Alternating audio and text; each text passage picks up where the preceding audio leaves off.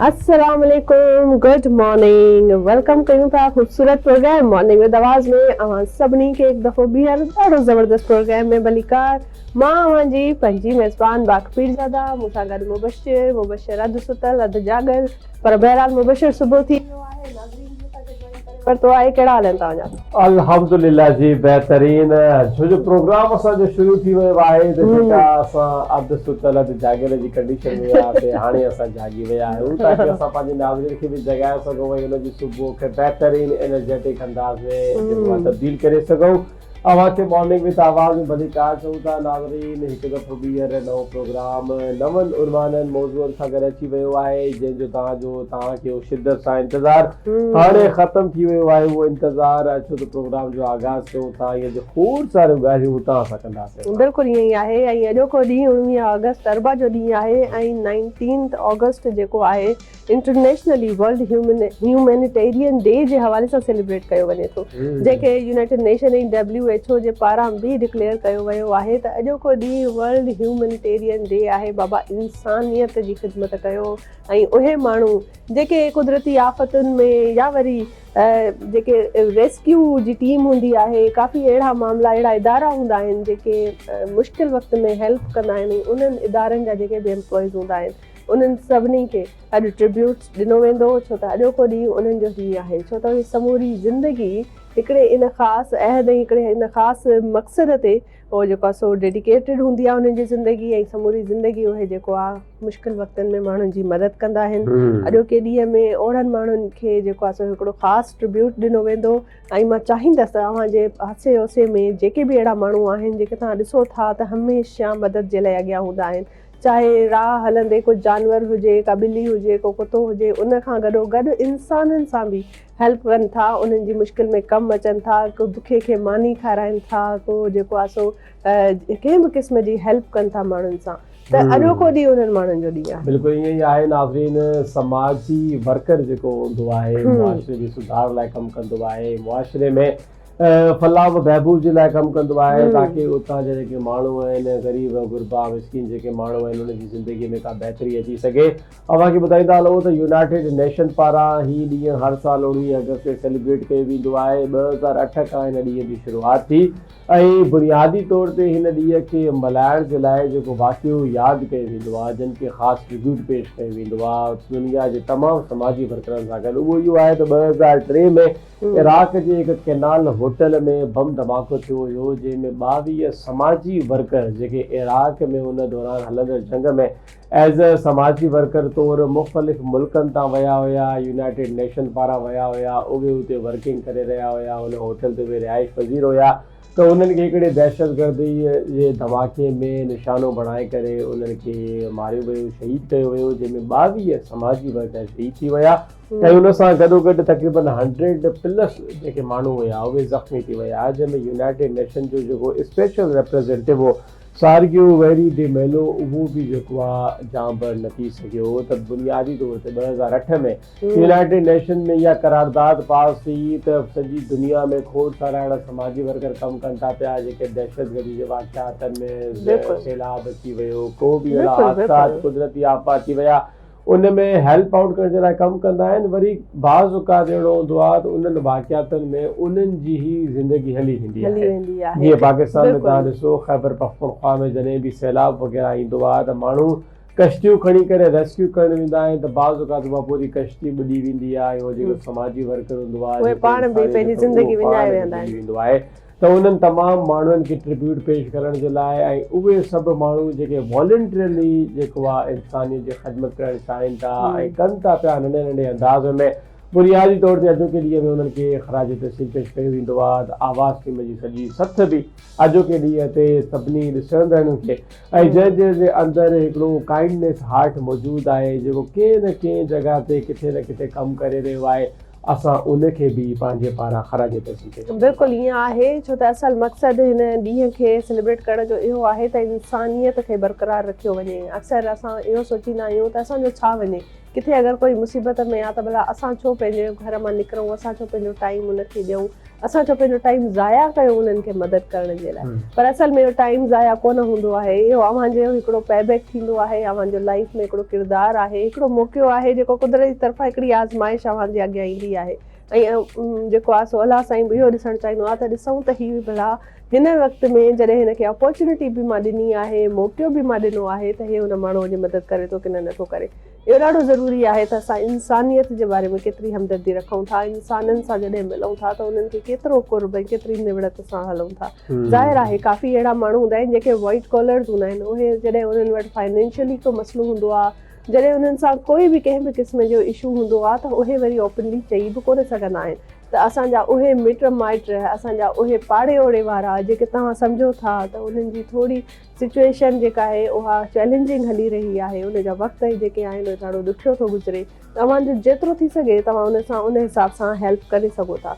इंसान जेको आहे कंहिंजे बि नंढड़ो खे पाणी प्यारे थो कथे, बंदे खे उञायल माण्हूअ खे, त इहा बि हिकिड़ी वॾी इबादत आहे। ख़िदमत ख़ल्क़ करण बि अलाह साईंअ खे ऐं उनजे पैगंबर खे बि तमामु घणो पसंदि आहे। इन करे ई अॼोके ॾींहं ते असां इहो अहद बि करे सघूं था त अॼोके ॾींहं खां पोइ वरी जेसि ताईं मथे साल जी या साॻी तारीख़ न अचे, असांखे इहो ज़हन में रखिणो आहे त न सिर्फ़ु अॼोको ॾींहुं पर समूरो साल ऐं हर वक़्तु असांखे इहा जेका आहे सोच रखणी आहे। बिल्कुलु ईअं ई आहे नाज़रीन, इहो तहिया कयो जेकॾहिं तव्हां स्टिल अञा ताईं जेकॾहिं सोचे रहिया आहियो त यार असां कीअं कंहिंजी हेल्प आउट करे था सघूं, कंहिंजी मदद करे था सघूं, त ॾिसो हिकिड़ो इंसान बुनियादी तौर ते जेको आहे उहो मुआशरे जो अहम फ़र्द हूंदो आहे, ऐं जेकॾहिं उहो पाण खां सुधारण जी कोशिशि करे त मुआशरो सॼो सुधरी सघे थो। असां न खोड़ सारियूं ॻाल्हियूं कंदा आहियूं त पाकिस्तान जे अंदरि हे बि ग़लति थी रहियो आहे, हे बि ग़लति थी रहियो आहे, यार हिनखे केरु ठीकु कंदो। त असांजो जेको मुआशरो आहे, मुल्क आहे, असांजो जेको कंट्री आहे, इहो जुड़ियल आहे माण्हुनि सां। जेकॾहिं हिकिड़ो माण्हू पाण सोचे थो पियो त मां पंहिंजे अंदरि जेकॾहिं हे ग़लति शइ मुंहिंजे अंदरि आहे, बुरी शइ आहे, मां हिनखे सुधारियां ऐं हिनखे सुधारे करे मां समाज जे लाइ बहितरीनु इंसान थियण जी कोशिशि कयां, त यकीनन हर माण्हू जेकॾहिं इहा सोच रखणु शुरू करे त तव्हां ॾिसो मुआशरे जे अंदरि केतिरा सुठा माण्हू जेको आहे उहो जनरेट थियणु शुरू थी वेंदा, पैदा थियणु शुरू थी वेंदा। इहा ई सिख्या जेका आहे असां पंहिंजी नई जनरेशन खे जॾहिं असांजा ॿार ॾिसंदा त असांजा वालिदैन ॾुखे वक़्त में माण्हुनि जी मदद कनि था, त पोइ उहो ॿार बि जॾहिं वॾो थींदो आहे त उहो बि नेक दिलि थींदो आहे, उनजी बि काइंड हार्ट जेको आहे उहो थींदो आहे। पर जॾहिं उहो ॾिसंदो त मुंहिंजा माउ पीउ कंहिंजे कमनि में नथा पवनि, कंहिंखे मदद कोन था कनि, कोई ॾुखियायल आहे त हुनजे विच में वञी करे हुनजी हेल्प कोन था कनि, त उहे ॿार बि वॾा थींदा आहिनि त ओड़ा ई संगदिल थी पवंदा आहिनि। त इहा सॼी इहा ई ॻाल्हि आहे त तव्हांजो जेको बि बिहेवियर आहे, जेको बि हलणु चलणु आहे, उहो सॼो तव्हांजे ॿारनि में मुंतक़िल थिए थो, ऐं उन्हनि जी ऑब्ज़र्वेशन इहा ई आहे। बेशक तव्हां ॿारनि खे इहो चवंदा रहो त बाबा ॿियनि जी मदद करणु सुठी ॻाल्हि आहे, जेको आहे सो सच ॻाल्हाइणु सुठी ॻाल्हि आहे, कूड़ न ॻाल्हाइणु घुरिजे, को ख़राबु कमु न करणु घुरिजे, पर जेसि ताईं अमली तौर ते अव्हां पाण बि उन शइ ते अमल कयो था त पोइ ई तव्हांजो ॿारु उन नक्शे क़दम ते हले थो। त इहो ॾाढो हिकिड़ो ज़रूरी आहे त असां जेको आहे कीअं पंहिंजे बिहेवियर्स मां, पंहिंजे सॼी ज़िंदगीअ मां या पंहिंजी पर्सनल ज़ात मां ॿिए कंहिं माण्हूअ जी को फ़ाइदो करे सघूं था, का हेल्प करे सघूं था। उन सां गॾोगॾु हिकिड़ी ॿी ॾाढी सुठी ॻाल्हि, जीअं असां अक्सर ॻाल्हाईंदा आहियूं मुबशिर, त हाणे ग्लोबली पाकिस्तान जी हिकिड़ी लेवल वधी वई आहे। छो त ज़ाहिर आहे हिकिड़ो त ईरान ऐं अमेरिका जी जंग में जेको विच ते उन्हनि जेको आहे सो मेमोरेंडम ऑफ अंडरस्टैंडिंग जे हवाले सां वॾो किरदारु पाकिस्तान जो रहियो। उन खां अलावा पाकिस्तान जो जेको MOU आहे, जेको सऊदी वारनि सां थियो आहे मक्का में, उहो साइन थियो त हुन में हिकिड़ी पंहिंजी स्ट्रॉन्ग कंडीशन हिनजी थी वई आहे ग्लोबली।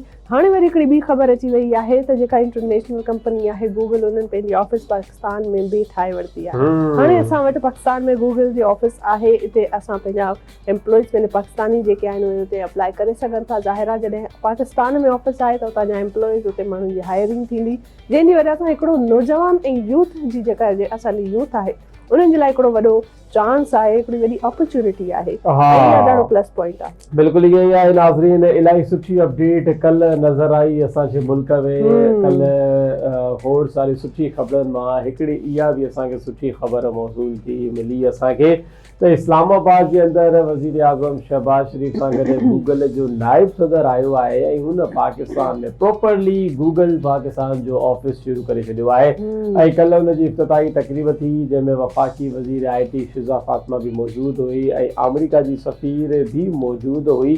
इन मौक़े ते यकीनन इहा ॻाल्हि ॿोल कई वई त हे जेको गूगल पाकिस्तान जे अंदरि पंहिंजो ऑफिस खोलियो आहे इहो लॉन्ग टर्म जे लाइ, ईअं न आहे त को नंढो प्रोजेक्ट मतलब परमानेंटली पाकिस्तान में इहा ऑफिस आहे ऐं हाणे इन मां फ़ाइदो असां हासिल करे सघूं था, छो त ज़ाहिर आहे असां हमेशह इहो ई चवंदासीं त पाकिस्तानी ऐं उन्हनि जो जेको टैलेंट आहे उहो तमामु बहितरीन आहे, बसि असांखे उहो टैलेंट ॾेखारण जो को प्लेटफॉर्म कोन थो मिले, असांखे उहो मौक़ो कोन थो मिले। ऐं हे वक़्तु जेको आहे मूंखे लॻे थो त हाणे असांजो वारो आहे, जीअं चइबो आहे न त कॾहिं न कॾहिं त वारो ईंदो, कॾहिं त क़िस्मत खुलंदी।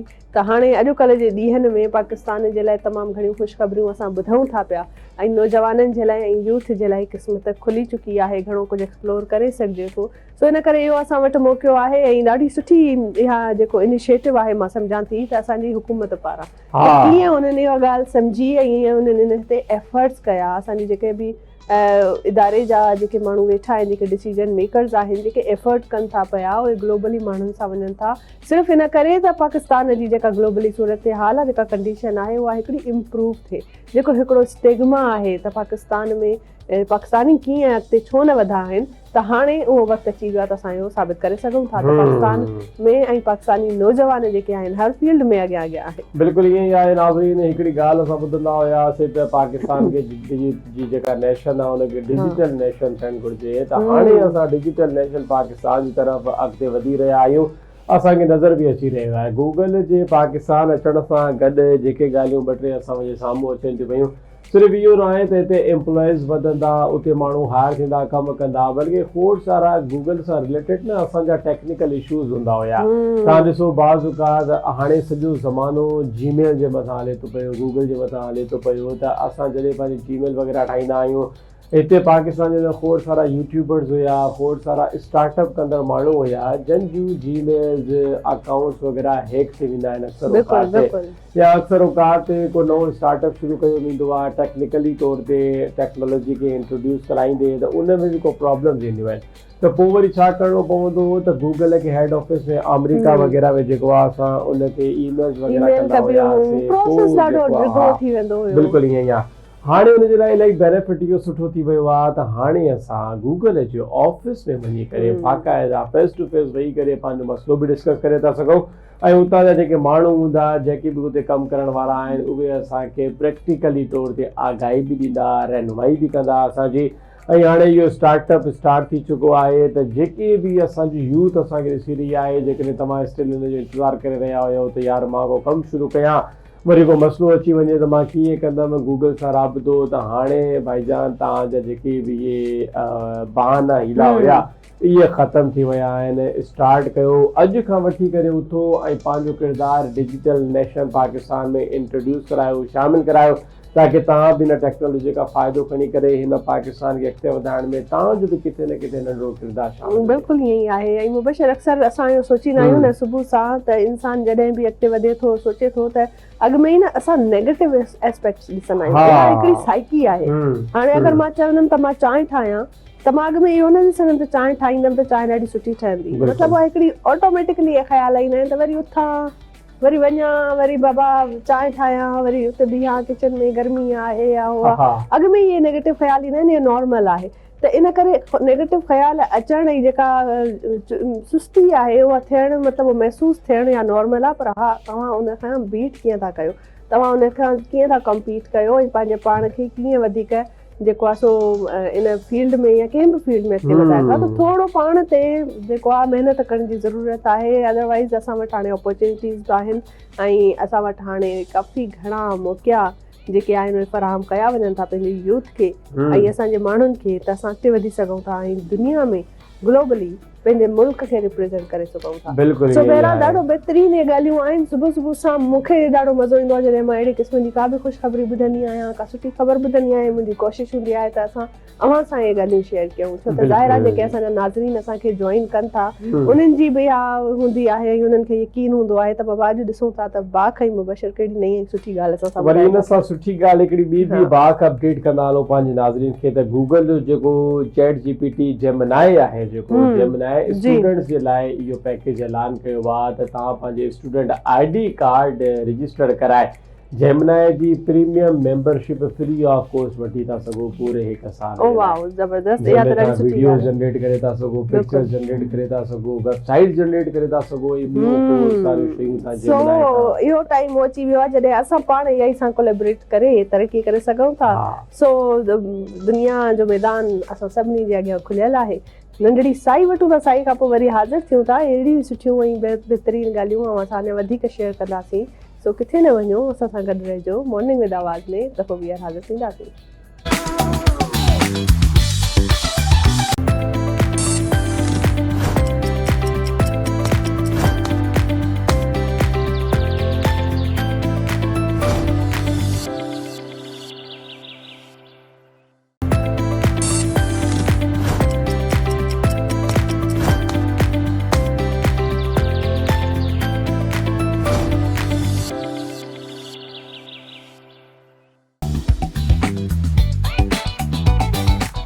वेलकम बैक नाज़रीन, ब्रेक पोइ हाज़िर आहियूं बहितरीन प्रोग्राम मॉर्निंग विद आवाज़ में। दफ़ो ॿीहर भली कार ऐं ॾाढो बहितरीन ऐं सुठी एनर्जी मूंखे महसूसु थिए थी। मुबशिर सुबुह सां जॾहिं असां प्रोग्राम कंदा आहियूं ऐं हिकिड़ी ज़ाहिर आहे इन क़िस्म जी जेका अक्सर ईअं हूंदो आहे त असां ॿिन्हिनि खे निंड आयल हूंदी आहे, असां ॾाढी निंड राति जो ज़ाहिर आहे पूरी न थियल हूंदी आहे। कॾहिं कॾहिं वरी ईअं हूंदो आहे त भई ॾाढो एनर्जेटिक फील कंदा आहियूं। त so I personally feel energetic today ऐं मूंखे मुबशिर जी कान्हे ख़बर। मूंखे मुबशिर कीअं थो महसूसु थिए तव्हांखे ऐं मूंखे ॿुधायो त जेको ज़ाहिर आहे सुबुह सां इंसानु उथंदो आहे न, सभ खां पहिरीं अहिड़ी कहिड़ी शइ आहे जेका तव्हांखे पसंदि आहे? छा तव्हां उथण सां ई चाहींदा आहियो त तव्हांखे चांहि मिले, या उथण सां ई चाहींदा आहियो त तव्हांखे मतिलबु का अहिड़ी ख़ासि ट्रीटमेंट मिले, नाश्तो मिले, या कुझु माण्हू चवंदा आहिनि उथण सां ई त असां सां ॻाल्हाए न केरु? का ख़ासि ट्रीटमेंट वारो त सीन न हूंदो आहे। असां जेको प्रिंसेस या प्रिंस ट्रीटमेंट वारो मामिलो हूंदो आहे। ख़ैर त असां इन ॻाल्हियुनि ते असां ईंदासीं। पंहिंजे नाज़रीन खे असां इहो ॿुधायूं, जीअं असां प्रोग्राम जे इंट्रो में तव्हांखे ॿुधायोसीं त अॼु वर्ल्ड ह्यूमैनिटेरियन डे मल्हायो थो वञे। जेके बि इंसानी हमदर्द आहिनि, समाजी कारकुननि आहिनि, उन्हनि खे शेयर करण जे लाइ, डेडिकेट करण जे लाइ इहो ॾींहुं सेलिब्रेट कयो थो वञे। त असां जीअं त आवाज़ टीवी जी टीम इहो सोचियोसीं त असां बि अहिड़ा माण्हू तव्हांजे साम्हूं इंट्रोड्यूस करायूं, वठी अचूं ऐं तव्हां सां ॻाल्हि ॿोल जो हिसो बणायूं। जॾहिं वर्ल्ड ह्यूमैनिटेरियन डे आहे ऐं इंसानियत ते ॻाल्हायूं था पिया, त ईअं कीअं थी थो सघे त हिकिड़ी अहिड़ी शख़्सियत, हिकिड़ो अहिड़ो घराणो जंहिंजे असां ज़िक्र न कयूं, जंहिं पाण न सिर्फ़ु पाकिस्तान पर समूरी दुनिया में इंसानियत जी हिकिड़ी अहिड़ी मिसाल क़ाइमु कई। असांजा हीरो, असांजा उहे रोल मॉडल जेके पाकिस्तान समेत समूरी दुनिया उन्हनि मां इंस्पायर आहे, काफ़ी एवॉर्ड माणींदड़ बि आहिनि ऐं पाकिस्तान जी पहचान बि आहिनि। अब्दुल सत्तार ईदी साहिबु, उन्हनि खे बि ज़रूरु यादि कयो वेंदो। ऐं अॼु असांखे उन्हनि जे फर्ज़नि जेके आहिनि, फैसल ईदी जॉइन कयो आहे, उनखे वेलकम कयूं था। अस्सलाम वालेकुम फैसल साहब। वालेकुम सलाम, कैसे हैं आप? मैं ठीक ठाक बिल्कुल, और आप कैसे हैं? Good morning. और आज का दिन खास आपके नाम। थैंक यू सो मच, आपने हमें ज्वाइन किया आज। चलिए, बिल्कुल आपका शुक्रिया, आपने हमें याद रखा। फैसल सत्तार साहब, बताइएगा, आज 19 अगस्त है, पूरी दुनिया में यूनाइटेड नेशन की तरफ से इंसानी हमदर्दी के हवाले से मनाया जा रहा है, जो कि 2003 में इराक के अंदर वाक़या हुआ था, जिसमें 22 समाजी वर्कर जो है वो जान पर नहीं हो सके थे। तो बताइएगा, पाकिस्तान में अभी मौजूदा सिचुएशन में जो काम चल रहा है, जो लोग इंसानियत की हमदर्दी के लिए काम कर रहे हैं, हमारे पास कितना एक्सपोजर है, क्या मुश्किलात फेस करनी पड़ती हैं एक आम समाजी कारकुन को? देखें, पाकिस्तान में बहुत काम की गुंजाइश है, क्योंकि हमारे यहाँ एक तो गुर्बत बहुत ज्यादा है, दूसरा रियासत की रीच इतनी बड़ी नहीं है। तो हमें समाजी कारकुन जो भी समाजी कारकुन का जज्बा रखते हैं, समाजी काम का जज्बा रखते हैं, उनका बहुत ज्यादा फर्ज बनता है कि लोगों के तकलीफ में, परेशानी में उनका साथ दें और उनको सही तरीके से गाइड करें, उनकी खिदमत करें, ताकि जो है वो लोगों के मसाइल हल हों।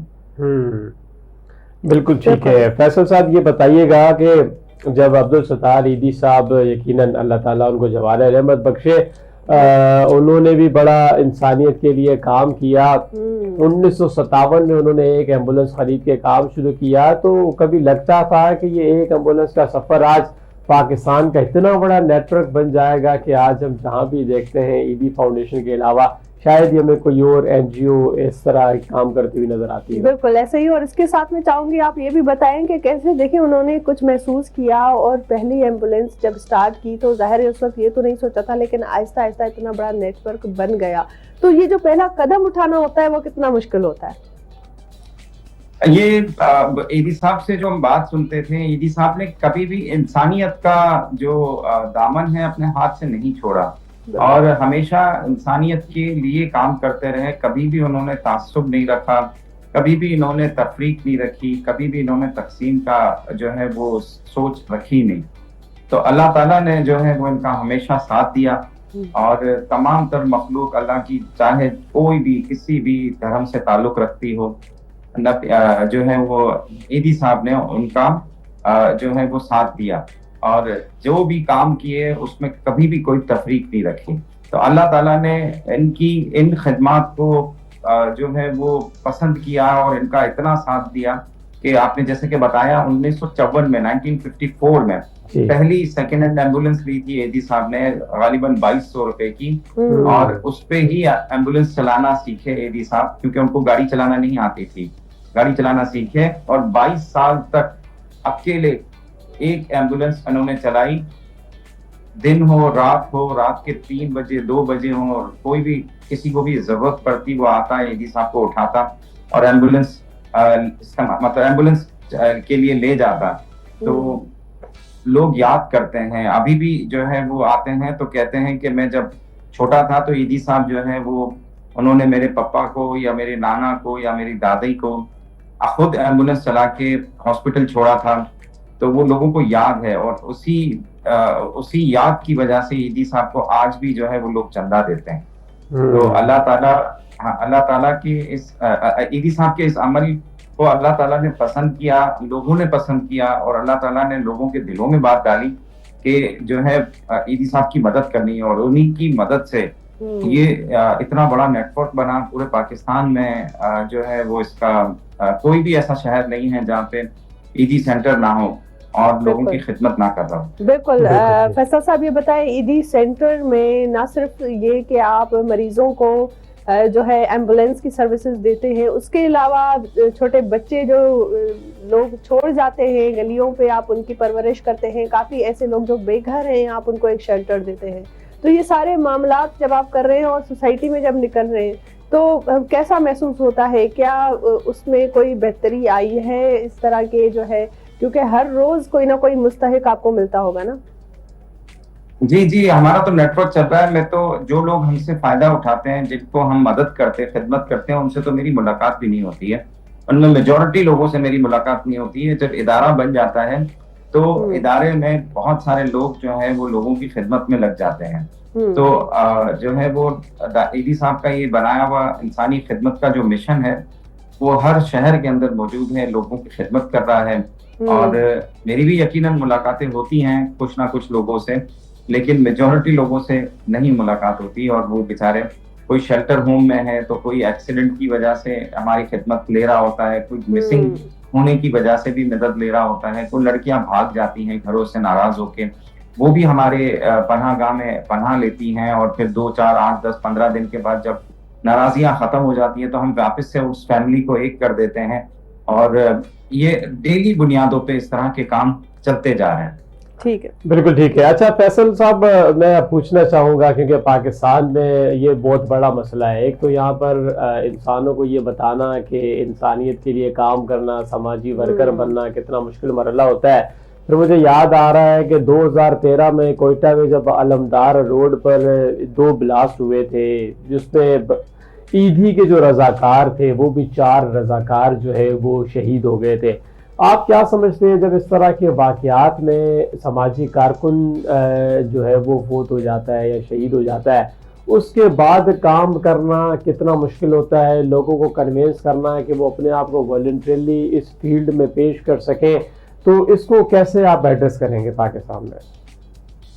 ये लाहौर में बिल्कुल, हैदराबाद कोयटा में ये वाकया बिल्कुल हुआ था। मैं भी वहां पे गया था। ये हजारा कम्युनिटी के अंदर ब्लास्ट हुआ था। इसमें हमारे लोग ब्लास्ट में नहीं मरे थे, हुआ ये था कि एक एम्बुलेंस में जो है वो धमाका हुआ था, जी हाँ। जिसपे लोगों ने ये समझा कि वो ईदी एम्बुलेंस है। हम्म, तो वहां पे जितने भी ईदी के कारकुन इन लोगों की खिदमत कर रहे थे, कुछ शरपसंदों ने गुस्से के अंदर उन लोगों को गोलियां मार के शहीद कर दिया। अच्छा। तो उसमें एक बिल्कुल खौफ आ गया था हमारे कारकुनों में, और फिर भी हमने काम नहीं छोड़ा। जब इनको नीड होती है, इनको नीड होती थी उस जमाने में, तो हम अपनी एम्बुलेंस की गाड़ियां जो है वो हजारा कम्युनिटी के वर्करों को दे देते थे। हमने उनमें से कुछ समाजी कारकुन जो है वो देख लिए थे, तो उनको हम अपनी एम्बुलेंसों की चाबियां दे देते थे, वो खुद जो है वो खिदमत करते थे। जी। हमारे लोगों में खौफ आ गया था। इसी तरह से 12 मई को कराची में भी हमारा एक ड्राइवर था, वो शहीद हुआ था। इसको जो है वो मुखालिफ ग्रुप की खिदमत करते हुए, मदद करते हुए कुछ शरपसंदों ने गोली मार दी। तो उस दिन मैं भी खुद शामिल था, और मेरे सामने ही वो उसकी लाश जो है वो जिना हॉस्पिटल में पहुंची थी। तो कारकुनों में हिम्मत टूट गई थी, लेकिन उस वक्त मैंने फिर कारकुनों से गाड़ी की चाबी लेके जो है वो जख्मी शिफ्ट करना शुरू किए। तो मुझे देख के जो है वो हमारे सारे कारकुनों में हिम्मत आई, और फिर जो है वो सर्विस हमारी नहीं रुकी। ठीक और है। अल्लाह का शुक्र है कि अल्लाह ताला ने हमसे काम लिया है, और हमने हर मुश्किल घड़ी में पाकिस्तान की हम साथ खड़े रहे हैं, और हमने खिदमत की है लोगों की। जी।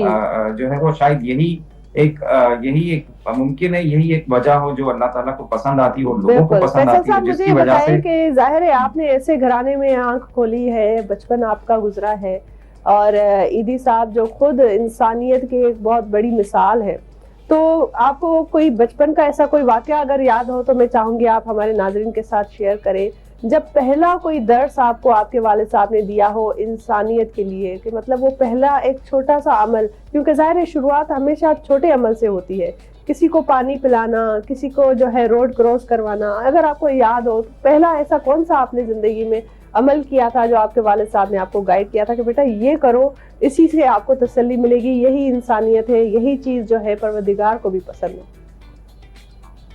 ईदी साहब हमेशा हमें अपने साथ ले जाया करते थे, ईदी विलेज ले जाया करते थे। वहां पे हम बच्चों को नहलाते थे हर हफ्ते में एक दफा जाके। वैसे तो वो रोज नहाते थे, लेकिन हफ्ते में एक दफा ईदी साहब खुद जाते थे, तो मैं उनके साथ अक्सर जाता था। और जो बच्चे होते थे उनको हम नहलाते थे, ताकि जो है वो, क्योंकि ये बच्चे इनमें एक बड़ी तादाद जो होती है वो अपने कपड़ों में ही पेशाब पखाना करते हैं ना, तो उनको दिन में 2 दफा नहलाना बहुत जरूरी होता है। तो ईदी साहब के साथ एक तो ये खिदमत की, दूसरी एक जिना हॉस्पिटल एक दफा जो है वो कराची में एक धमाका हुआ था बोरी बाजार में, गालिबन 1986 था। मेरी उम्र 10 साल थी, मैं ईदी साहब के साथ जिद करके गया था, और वहां पे लोगों को शनाख्त करवा रहा था। तो वो भी दिन मुझे याद है, जिना हॉस्पिटल में सैकड़ों की तादाद में लाशें पड़ी हुई थी, और जो है वो लोगों को शनाख्त करवा रहे थे उनके हवाले करने के लिए, उनके लवाहिकीन को। तो मेरी उम्र 10 साल थी, तो मुझे याद है कि बिल्कुल ठीक है। फैसल भाई, हमारे पास और भी बहुत सारे सवाल है आपके साथ करने के लिए। हम चाहते हैं कि आपकी मोटिवेशन, डेडिकेशन अपने नाजरीन तक पहुंचाएं, ताकि बहुत सारे फैसल ईदी आज के इस प्रोग्राम से तैयार हो सकें। लेकिन यहाँ हम एक ब्रेक शामिल करेंगे, आप हमारे साथ लाइन पे कनेक्ट रहिएगा। नाजरीन, असां ब्रेक खां पोइ अगेन हाज़िर थियूं था। फैसल साहब असां सां गॾु मौजूदु आहिनि। फैसल साहब सां ॻाल्हि ॿोल कंदासीं साईं खां पोइ।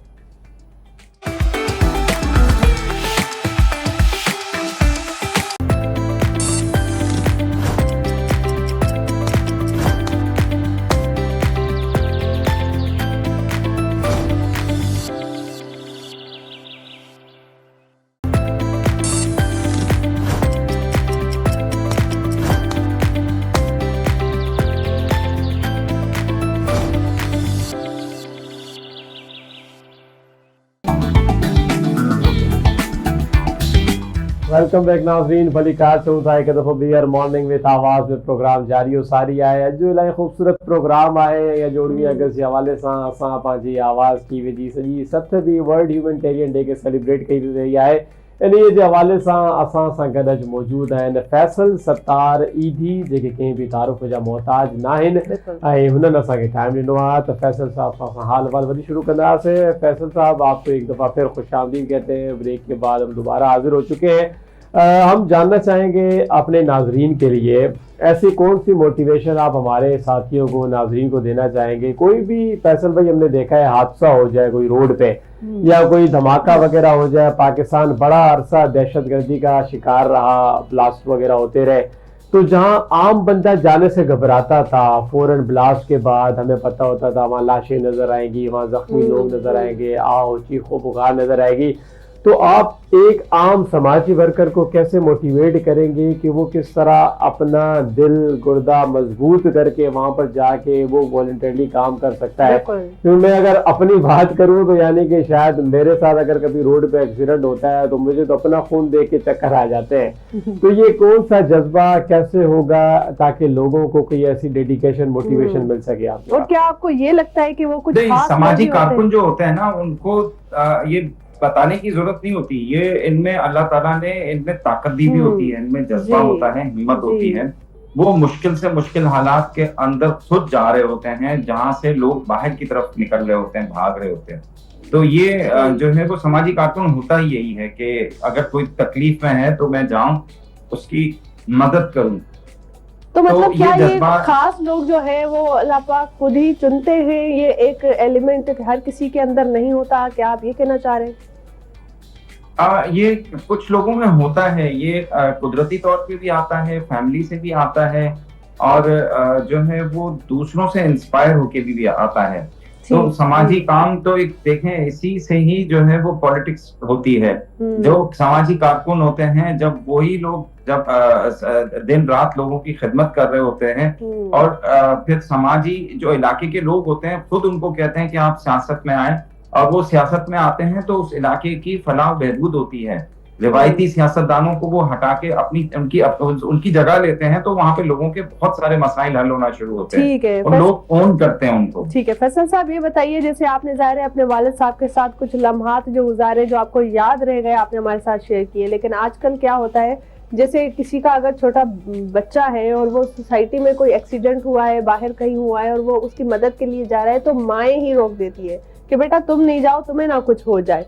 हमारे पास एक बहुत ऐसी मिसाल, एक माँ की, एक ऐसी औरत जो अब्दुल सत्तार ईदी के साथ जो है शाना बशाना खड़ी रही और इस ग्रेट कॉज में उन्होंने खुद अपने आप को भी कंट्रीब्यूट किया। बिल्किस ईदी साहिबा आपकी मदर भी थी वो, और उनका जो एक किरदार था वो हमारी तमाम खवातीन के लिए रोल मॉडल है।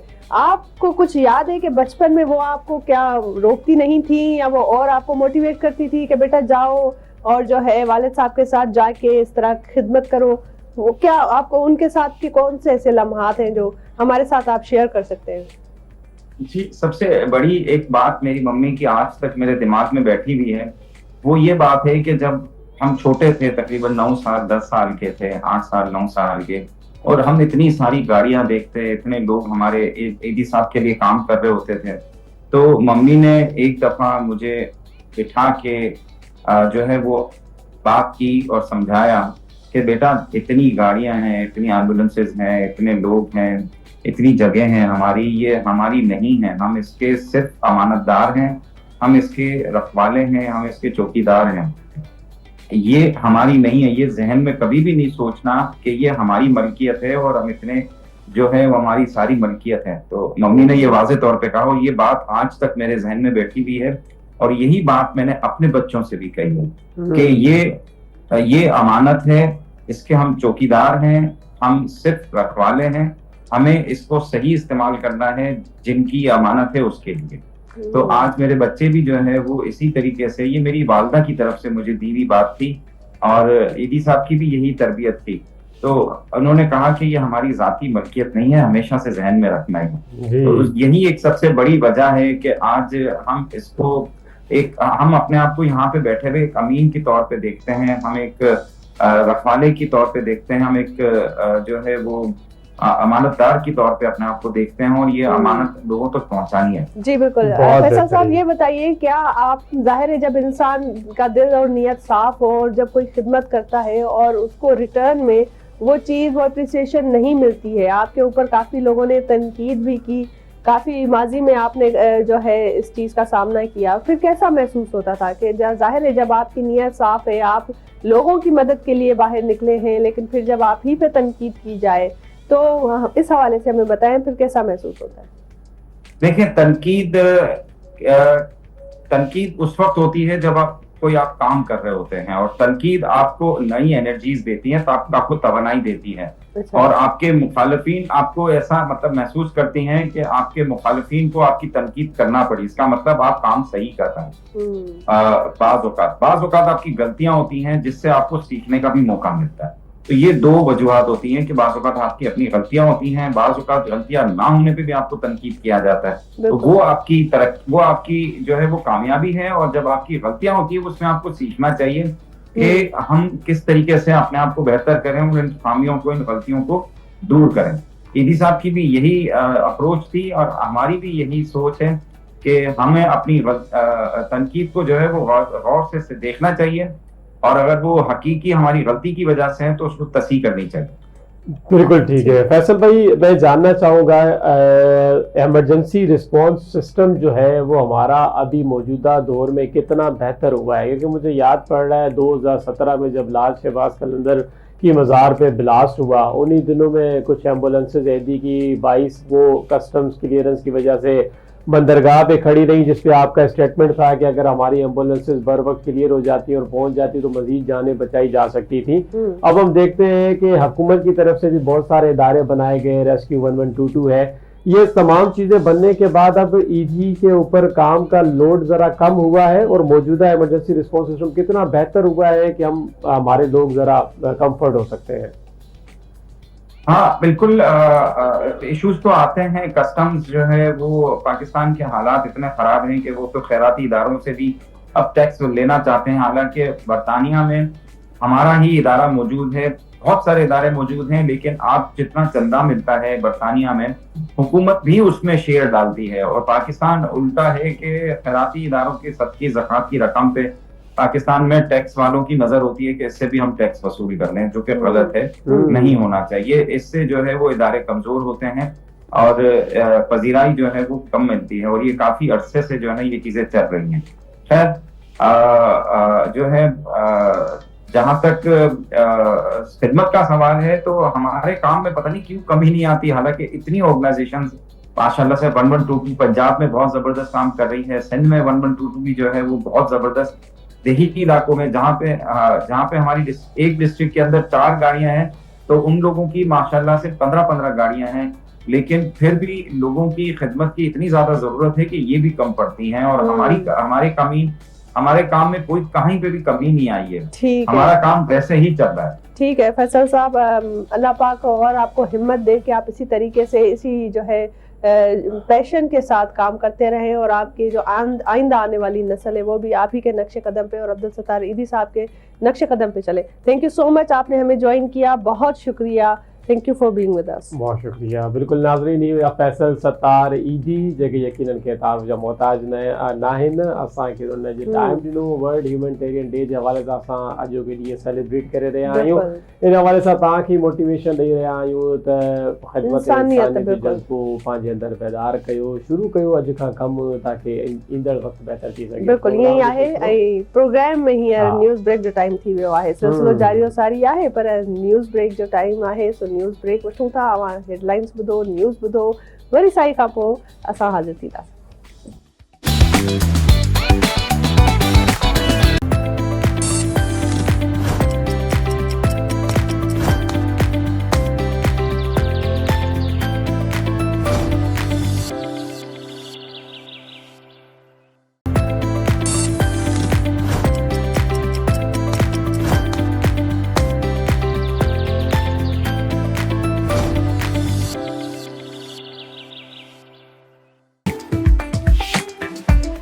वेलकम बैक नाज़रीन, ब्रेक खां पोइ हाज़िर आहियूं बहितरीन प्रोग्राम मॉर्निंग विद आवाज़ में। हाणे ब्रेक खां पोइ हिकु दफ़ो ॿीहर भली कार प्रोग्राम जो सिलसिलो जारी सारी आहे ऐं ज़ाहिर आहे जॾहिं असां एॾो बहितरीन प्रोग्राम अव्हां जी नज़र करण जे लाइ सुबुह सुबुह सां उथी ईंदा आहियूं त असांजी कोशिशि हूंदी आहे त अव्हां ताईं हर क़िस्म जी जेका आहे ख़बर पहुचे, हर पासो हर फील्ड सां वाबस्ता असां अव्हां सां जेको आहे सो अव्हां ताईं कॉन्टेंट पहुचायूं।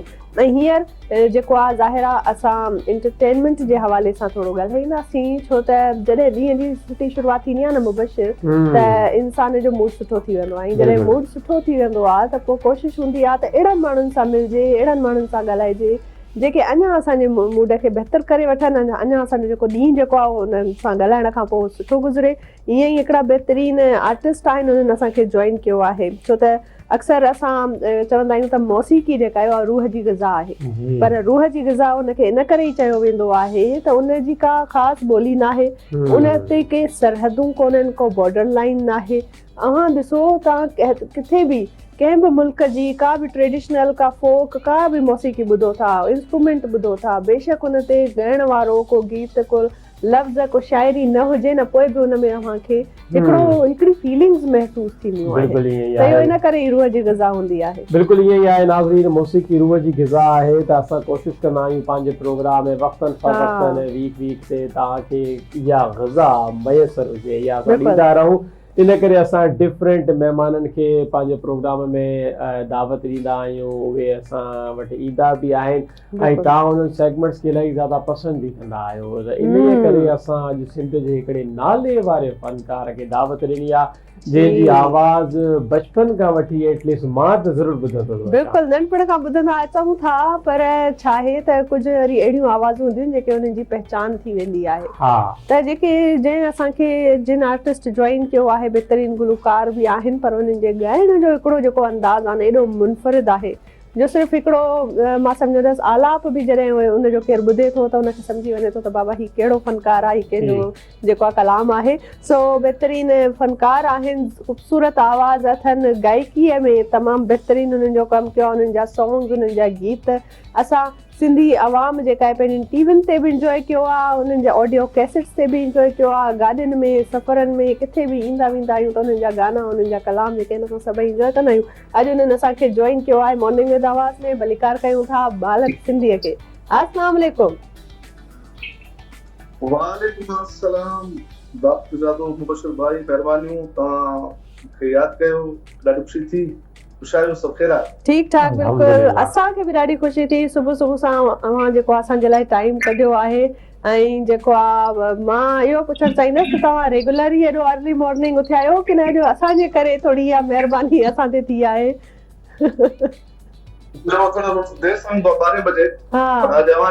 वाह वाह, ज़बरदस्त। हाणे इहा ॼाणे त असांखे डबल ख़ुशी थिए थी त तव्हां ख़ासि तौर ते असांजे करे सवेर उथिया आहियो, ऐं ज़बरदस्त। ऐं न सिर्फ़ु असांजे करे बल्कि खोड़ सारा नाज़रीन बि जेके तव्हांखे पसंदि कंदा आहिनि, तव्हांजा फैंस मौजूदु आहिनि, उन्हनि जी बि चाह हुई त असांजे मॉर्निंग विद आवाज़ में हिकु दफ़ो बालिक सिंधी साहब अचनि ऐं असां सां वीचार वंडनि, ॻाल्हि ॿोल जो सिलसिलो जारी कयूं असां। त असांखे इहो ॿुधाइजो, असां प्रोग्राम खां पहिरियां बालिक साहब मां थोरो गूगल खां सवाल कयो त बाबा तव्हां ॿुधायो बालिक सिंधी जे बारे में छा था सुञाणियो, त हुन मूंखे ॿुधायो त बालिक सिंधी साहब जो जेको सफ़र आहे उहा ज़ाहिद अली शहाणीअ खां शुरू थियो ऐं बालिक सिंधीअ ताईं पहुतो। त हाणे तव्हां इहो ॿुधायो, इहो सफ़र तव्हां कीअं तइ कयो? ज़ाहिद अली शहाणी नालो त शायदि ग़ाइब बि थी वियो, हाणे सॼी दुनिया तव्हांखे बालिक सिंधी जे नाले सां सुञाणे थी। इहो ॿुधाइजो कीअं सफ़र शुरू थियो, कीअं पहुतो इहो? जी जी बिल्कुलु, असल में मुंहिंजो असुल नालो ज़ाहिद अली शहाणी आहे, तख़ल्लुस मुंहिंजो बालिक सिंधी आहे, ऐं इहो तख़ल्लुस मूंखे मां 10 सालनि जी एज में ॻाइणु शुरू कयो। त बालक बालक बालक त बालक सिंधी, ऐं इहो नालो मूंखे रखियो उस्ताद बुखारी ऐं मंज़ूर सिकरन साहब। अरे वाह वाह वाह, कमाल कमाल। अहिड़नि वॾनि लेजेंडरी आर्टिस्टनि जॾहिं तव्हां ते नालो लिखियो त माना उन्हनि जो हथु, उन्हनि जो आशीर्वाद जेको आहे उहो अव्हां ते आहे।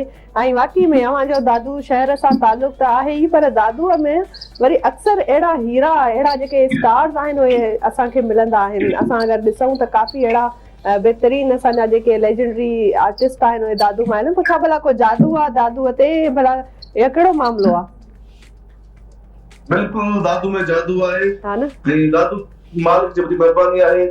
दादू में जेको आहे शाइरी जे हिसाब सां उस्ताद बुखारी, क्या बात है, बिल्कुलु, ऐं आवाज़ जादूगर मंदू सिखिरानी उन खां पोइ असां पूरी हिकिड़ी जिन मंदू साहिब हिकिड़ो वण आहे त असां उन शाखूं आहियूं। वाह वाह वाह वाह, इलाही बहितरीन, इलाही जी जी तव्हां चओ था तव्हां बालकपण खां वठी गुलकारी कयो था पिया ऐं जेको उस्ताद बुखारी ऐं उस्ताद मंजूर सखीरानी साहब तव्हांखे इहो तखल्लुस ॾिनो बालक उन खां पोइ छा ईअं महसूसु थियो त हाणे त मूं ते वॾी ज़िमेदारी अची वई आहे, हाणे अगरि मां सुठे तरीक़े सां न परफॉर्म कयुमि त मतिलबु माण्हू जेको आहे सो मूं ते तनक़ीद कनि, पोइ कॾहिं इहो ख़ौफ़, कॾहिं इअं स्टेज ते वेही करे इन ज़िमेदारीअ जो अहसासु, छा इहो बर्डन फील थियो या हिकिड़ी ब्लेसिंग करे तव्हां महसूसु कई आहे?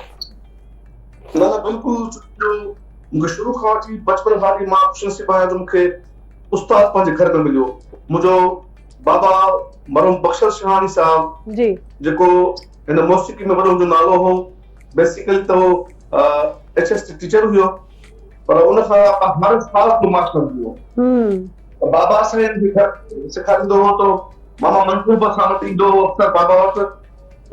ॾाढो मुंहिंजी मुते करम नवाज़ी रही बाबा साईं जी खां बिलख़ुसूस।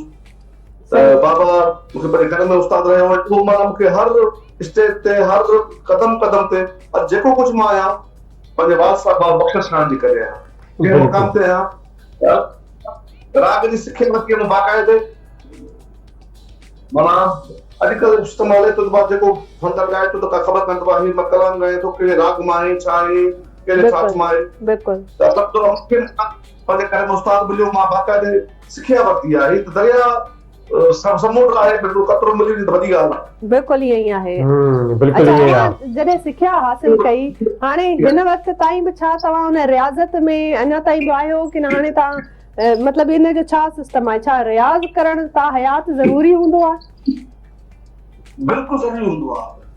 तक़रीबन इएं थींदो आहे जो माना हाणे रूटीन थी वियो आहे जो बाजो मुंहिंजो फेल हूंदो आहे ऐं सॼी राति मां वेंदो आहियां का शइ कंपोज़ कई, छोजो कंपोज़िशन मां पाण कंदो आहियां ऐं मुंहिंजा काफ़ी जेके पॉपुलर गीत आहिनि जेका मुंहिंजी पंहिंजी कंपोज़िशन आहे, धुन कंपोज़ करण लाइ ॾुखियो मरंदो हूंदो आहे जी।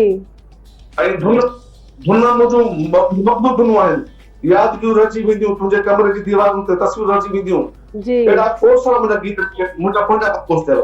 वाह वाह बहितरीन। बालक साहब असांखे इहो ॿुधाइजो, यकीनन नालो त तव्हांजो नंढपण खां पयल आहे त असां तव्हांखे, असांजा तव्हां सीनियर आहियो, साईं जनी तव्हांखे असां चवंदासीं। जॾहिं पहिरियों दफ़ो तव्हां ॻाए करे पंहिंजे वालिद साहब खे ॿुधायो या के अहिड़े मंच ते तव्हां जॾहिं परफॉर्म कयो त माण्हुनि जा छा तासुरात हुया, अव्हांजे वालिद साहब कीअं अव्हांखे एप्रिशिएट कयो, कीअं हुननि इहो सुञातो त हाणे जेको मुंहिंजो फ़न आहे उहो मुंहिंजे हिन पुट जे अंदरि जेको आहे कुदरती तौर ते शामिल आहे? बिल्कुलु, जॾहिं फर्स्ट टाइम मुंहिंजो बाबा जी क्लब हूंदी उस्ताद बुखारी म्यूजिकल क्लब दादू में जी, पोइ तक़रीबन 1988 में मुंहिंजो वञण थो थिए त बाबा मूंखे पाण चयो बाबा हाणे मूंखे तूं कलाम ॿुधा को त ॾिसूं त तूं हिकिड़े सुठे मौसीक़ार जो फर्ज़ंद आहीं, तूं छा लय में ऐं सुर में आहीं या बेसुरो आहीं? सही। अच्छा, मां थोरो माना परेशान थी वियुसि, पर बाबा साईं हो त मूंखे चइबो तूं ॻाल्हि ॾिसां मां त तूं सुर में आहीं, गुर में आहीं, छो फनकार जे ॻाइण में हिकिड़ी गाड गिफ्ट हूंदी आहे, त माना अहिड़ी का शइ मिल हूंदी आहे रिदम सां गॾु सुर सां ॻाइण। ऐं बाबा मूंखे जी बाजो पले जे वॻा त को उन टाइम को कलाम मूंखे यादि हो, मां झुंगारियो त झुंगारियुमि त उते म्यूजिशियन बि हूंदा हुआ, ढोलकारो बि हुयो, सभु म्यूजिशियन वठा थिया, ॻाए बसि कयुमि त यार तूं सुर में बि आहीं ऐं गुर में बि आहीं, लेकारी खे ऐं सुर जेको बाजे सां कंटिन्यू माना उनखे ॾिसी करे मैच थी ॻाए त मूंखे चई तूं माना तो गाड गिफ्ट आयो, तूं सुर में बि आहीं, गुर में बि आहीं, अॼु खाली तूं क्लब ते अच। अच्छा, फर्स्ट एवर पोइ तव्हांजी पहिरीं कंपोजिशन कहिड़ी हुई? मूंखे बाबा साईं जेका कंपोजिशन हुई न, वो जेको आहे सो उस्ताद बुखारी जी बाई हुई जेका मूंखे बाबा मूंखे ॾिनी हुई त जीजल झोली ॾिए पई लोली, सिंधी ॿोली क़ौमी ॿोली। वो असांखे झुंगारे ॿुधायो, असां बि ॿुधऊं तव्हांजी फर्स्ट एवर कंपोजिशन जेका आहे, जिन माण्हुनि न ॿुधी आहे उहे अॼु ॿुधी वठनि। बिल्कुलु उहा कंपोजिशन हुई त जीजल झोली ॾिए पई लोली, सिंधी ॿोली क़ौमी ॿोली वाह वाह ओ सिंधी ॿोली क़ौमी ॿोली जी जल झोली ॾिए पई लोली सिंधी ॿोली क़ौमी ॿोली जी बिल्कुलु मुंहिंजो पहिरियों वाह वाह वाह कंपोज़िशन। कमाल वाह। कमाल अच्छा पहिरीं कंपोज़िशन आहे लॻे कोन्हे पियो छो त एॾी बहितरीन धुन आहे ऐं उहा धुन कीअं ॿोलनि सां ऐं लिरिक्स जेका आहे उन्हनि सां कीअं मिक्स थी वञे थी ॾाढो कमाल जो शाहकार आहे बालक साहब असां सां गॾु जॉइन हुजो तव्हां नंढड़ी साई वठूं था साई खां पोइ वरी हाज़िर थींदासीं ऐं पोइ वरी अव्हां सां गॾु कचहरी जारी रखंदासीं नाज़रीन नंढड़ी ब्रेक खां पोइ वरी मिलूं था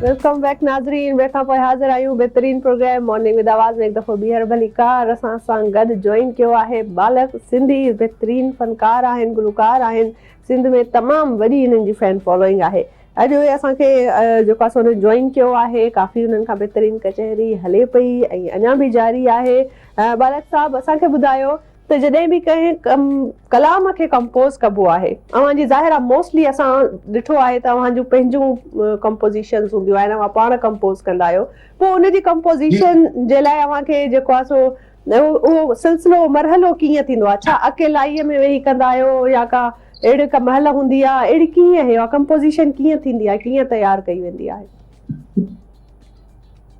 कंपोज़िशन ईअं हूंदो आहे जो माना हिकिड़ी पहिरियों त सिलेक्शन लफ़्ज़ न शायदि जा पोएट्री जो मयार चाहे पोएट्री गमगीन आहे सैड आहे कंठ आहे खुशदार आहे अच्छा पोएट्री जे मुताबिक़ करणी पवंदी आहे जे पोएट्री अच्छा पोएट्री मिसाल सैड पोएट्री आहे त उन खां पोइ असांखे राग जेको आहे जंहिं राग मां कंपोज़ करणो आहे उहो राग सिलेक्ट करणो पवंदो फलाणे राग मां कंपोज़ थी वेंदी पोएट्री खां पोइ राग सिलेक्ट कंदा आहियूं राग खां पोइ मां बाजो खोले वेंदो आहियां ऐं मूंखे मालिक जी वॾी करम नवाज़ी आहे जो मां हिकिड़े कलाक में मां 10 धूं ठाहे ॾींदो आहियां जेको थल हूंदो आहे पहिरियां मथां थोरो थल हूंदो आहे छो असांजी जना बुनियाद हूंदो आहे थल जेको स्टार्ट में थल स्टार्ट थी थो जी पोइ मां कंपोज़ करे पाण ॿुधंदो आहियां त ही न ही पोइ चवंदो सुठे लॻंदो ही ओके आहे अच्छा उनखे वरी उन मिसाल ठाहींदो आहियां वाह वाह वाह वाह ज़बरदस्त अच्छा भला हाणे सुबुह सां ज़ाहिर आहे असां जीअं चयो आहे त मौसीक़ी रूह जी ग़िज़ा हूंदी आहे अवां सुठा लफ़्ज़ सुठो कलाम हिकिड़ो झुंगारे बि ॿुधायो पर मां चाहींदसि हिकिड़ो वरी साज़ सां गॾु बि असांखे ॿुधायो न कलाम असांजा नाज़रीन जेके आहिनि सुबुह सां मौसीक़ी ॿुधंदा अव्हांजी कंपोज़िशन अव्हांजो कलाम ॿुधंदा त उन्हनि जो ॾींहुं न ज़बरदस्त थी वेंदो अॻिते बिल्कुलु बिल्कुलु मुंहिंजो हिकिड़ो पंहिंजो कंपोज़ कयल आहे हिन गीत जो शाइर आहे तकलीफ़कार आहे अमानत मुग़ल साहब ठीक है जो तमाम मकबूल अदाकार है बिल्कुल पाण भी है अमानत मुग़ल जी जी शायरी है आई कंपोजिशन मुझे है ॾाढी बेहतरीन खूबसूरत कंपोजिशन है मुझो ही गीत ॾाढो मकबूल गीत है ॾाढो माण्हू ॾाढो के प्लेस के माना पसंद कयो है मां जी नाला लिखिया जी बिस्मिल्लाह जी बिस्मिल्लाह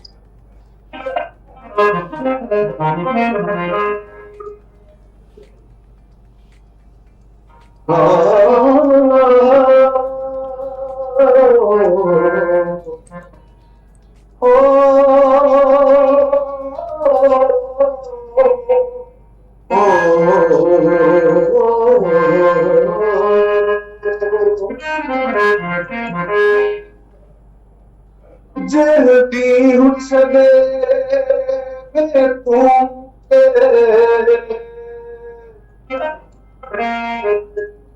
उन दी अखा पो मजी वाह वाह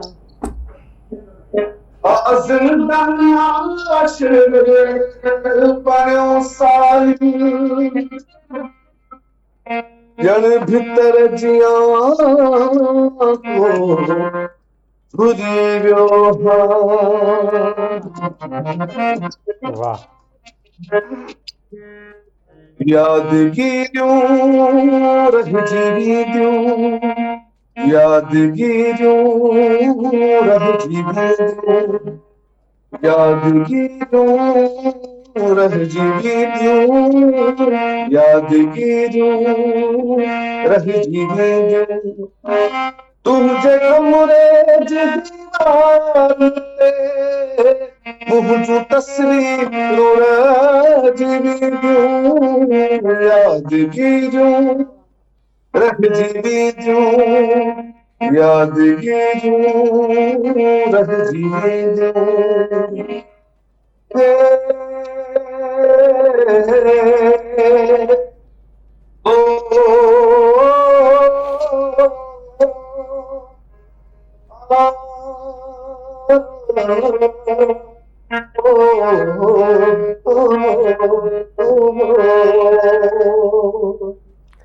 वाह वाह इलाही बहितरीन कमाल। ख़ूबसूरत कलाम माशाल्लाह बालिक साहब तव्हां असांजी सुबुह खे अञा मज़ीद जेको आहे रंगारंगीन मेलोडियस करे मॉर्निंग छॾियो थी वई न आहे। जी। मॉर्निंग विद आवाज़ खे अॼु तव्हां मेलोडियस मॉर्निंग करे छॾियो आहे बिल्कुलु ईअं ई सो आहे। बहितरीन समा तारीफ़ थी वियो आहे ऐं ज़ाहिर आहे जीअं चइबो आहे न त हिन वक़्त ताईं असां एनर्जेटिक हुयासीं बिल्कुलु पंहिंजे नाज़रीन सां प्रोग्राम कयूं पिया पर हाणे असांजी रूह खे ग़ज़ा मिली वई आहे हाणे डबल एनर्जी अची वई आहे बिल्कुलु So, बालिक साहब जी, जी।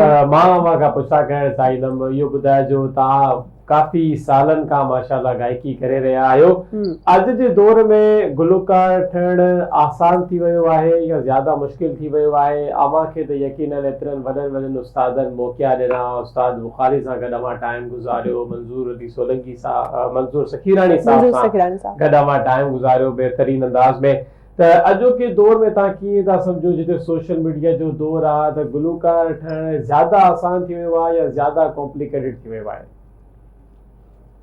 हिम्मत सिंह तमामु आसान थी वियो आहे आसान थी वियो आहे टिकटॉक जो दौर आहे ऐं अच्छा ॿी ॻाल्हि त जेको ट्यून सिस्टम अची वियो आहे न हा ऑटो ट्यून जेका ऑटो ट्यून थिए थी माना भली केॾो बि जॾहिं मन में बेसर हुजे उहो सुर में अची वञे थो अच्छा पोइ माना असां बि मुबशिर बि सिंगर थी सघे थो मां बि थी सघां इन जो मतिलबु इहो थियो असुल में फनकार जी ख़बर पवंदी आहे लाइव में हा जॾहिं स्टेज परफॉर्म कंदा आहियूं न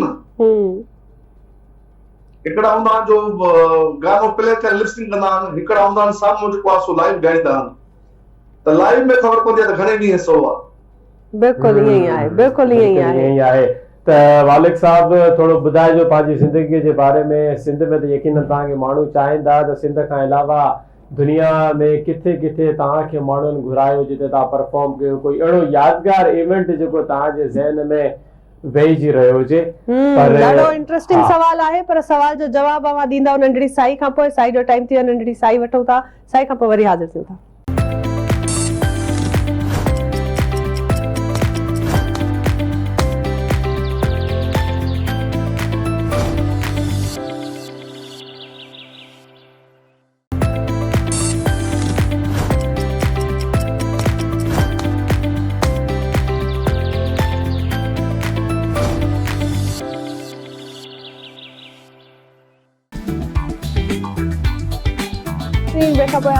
बहितरीन सवाल जेको ब्रेक खां अॻु में मुबशिर कयो हो बालक सिंधीअ सां गॾु सो जी बालक साहब ॿुधायो जेको बहितरीन इंटरेस्टिंग सवाल हुयो त अव्हांखे किथे किथे परफॉर्म करण जो मौक़ो मिलियो ऐं वरी उतां जो कहिड़ो इंटरेस्टिंग को दिलचस्प वाक़ियो जेको अव्हां असां सां शेयर कयो अॼु बिल्कुलु पूरी सिंध में त अलहमदुलिल्लाह ॻायूं पिया पाकिस्तान में ॻायूं पिया पर पाकिस्तान खां ॿाहिरि मां इंडिया में परफॉर्म करे आयो आहियां ऐं जेको आहे सो दुबई में सही सऊदी अरब जिद्दा में सही बहितरीन त इंटरनेशनली सतह ते जॾहिं तव्हां परफॉर्म कंदा आहियो त कहिड़े तरीक़े जो रिस्पॉन्स मिलंदो आहे माण्हू केतिरी मोहबत ॾींदा आहिनि सिंध त यकीनन सिंध आहे मोहबतनि जी धरती आहे त ॿियनि मुल्कनि में तव्हांजो कहिड़ो एक्सपीरियंस रहियो बिल्कुलु जॾहिं मां इंडिया में परफॉर्म कंदो हुयुसि त मां जेको तव्हांजो पिंडार ॾिठो ऐं जेको तव्हांजो सेटअप ॾिठो त मूंखे ॾाढो माना माना मुंहिंजी ज़िंदगी जो माना वॾो में वॾो मां चवां त वॾो फंक्शन या वॾो प्रोग्राम हो अच्छा जिते मूंखे परफॉर्म करणो पए पियो त वॾा वॾा स्टार वेठा मुंहिंजे साम्हूं त मां जेको आहे सो माना मुंहिंजी त एंट्री खां पहिरियां मां जीअं मूंखे मालिक घुरायो त मां हुन खां पुछो त मां हिते सिंधी ॻाइणो पवंदो या उर्दू ॻाइणो पवंदो त असां उहा सिलेक्शन कयूं त न तव्हांखे सिंधी ॻाइणो पवंदो अच्छा ख़ुशी थी त माशाल्लाह इंडिया में बसि ना खोड़ सारा सिंधी रहनि था जी बिल्कुलु बिल्कुलु हा बिल्कुलु रहनि था अच्छा इहो असांखे ज़ाहिरा तव्हां चयो त उस्ताद बुखारी दादूअ जो हिकिड़ो वॾो लेजेंडरी शाइर ऐं हुनजी शाइरी जेका आहे मां चाहींदसि त हर इंसान जेको आहे हुनजे दिलि वटां हूंदी आहे हुनजा ॿोल हुनजी लिरिक्स असांखे कुझु उस्ताद बुखारीअ जो कुझु कलाम को असांखे ॿुधायो दादूअ वारनि खे डेडिकेट कयो बिल्कुलु बिल्कुलु उस्ताद मां बचपन खां ॻायां पियो ऐं उस्ताद बुखारी जा खोड़ सारा अहिड़ा गीत जेके मुंहिंजे बाबा कंपोज़ कया आहिनि ऐं मूं बि कंपोज़ कया आहिनि जी पर हिकिड़ो गीत जेको 92 में माना 1992 में हिकिड़ो गीत ॻायो हो अच्छा उन टाइम में नेट जो दौर कोन हुयो यूट्यूब जो दौर कोन हुयो तॾहिं कैसेट जो ज़मानो हुयो जी जी थोरो टाइम मुख़्तसर आहे इन करे मां चाहींदसि तव्हां प्लीज़ कलाम ॿुधायो वो गीत जेको उस्ताद बुखारी जो मुंहिंजो ॻायल आहे 1992 में मां अच्छा अच्छा बिस्मिल्लाह बिस्मिल्लाह फेमस थी वियो पर माना फर्स्ट टाइम मुंहिंजो ॻायल आहे ऐं कंपोज़िशन आहे ख़ातूम सिकरन साहब जी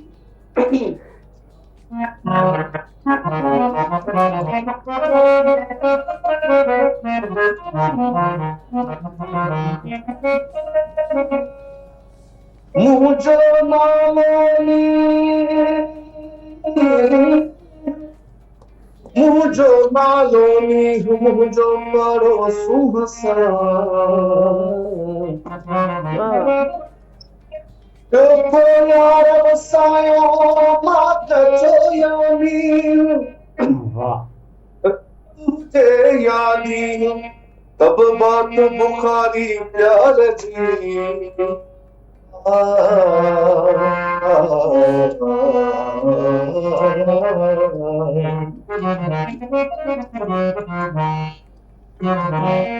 जेही दल बो जेही खो जेही दल बो वाह कमाल